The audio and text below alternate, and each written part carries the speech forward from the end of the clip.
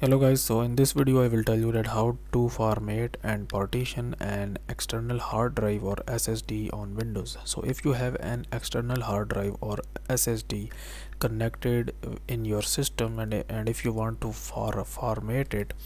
you will go into the file explorer here and then go to this PC here, and here you can see that this is the SSD. Okay, this is the external drive that is connected to my system here, and to format it you will just simply right click on it and click on format here, and then you just if you want to make the quick format, then just check this mark and tap on start, and it will format the drive for you. Now if you want to make more, if you want to shrink its volume, like if you want to make more drives from this, then how you can do this, you will type here like disk, and you will open up create and format hard disk partitions here, and then you will select your SSD here and right click and tap on shrink volume, and now it will determine the space